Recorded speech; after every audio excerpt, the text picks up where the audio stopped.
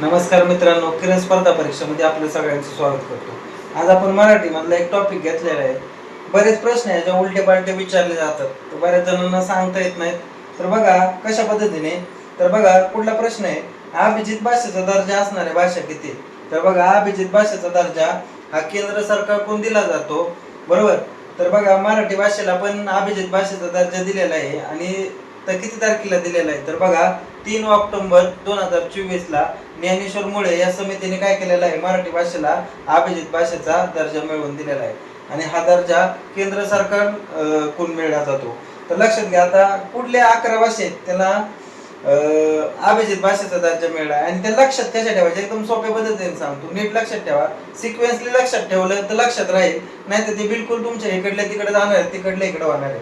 तर बघा द्रविडियन गटातील माहित असतं, द्रविडियन गटातील 4 भाषा आहेत बघा, तमिळ, तेलुगू, कन्नड आणि मल्याळम। या 4 भाषा आहेत द्रविडियन गटातल्या, या 4 भाषांना अभिजित भाषेचा दर्जा दिलेला आहे। त्यानंतर बघा मराठी, मराठीला म्हणजे मराठी भाषा बघा कुठल्या भाषेपासून तयार झालेली, संस्कृत आणि प्राकृत।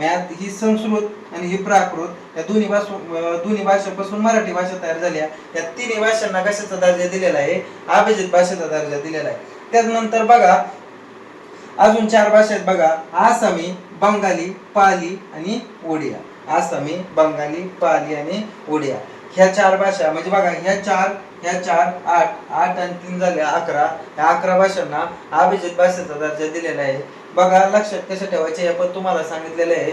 तर व्हिडिओ जर तुम्हाला आवडला असेल तर शेअर करा, सबस्क्राईब करा आणि लाईक करा। धन्यवाद।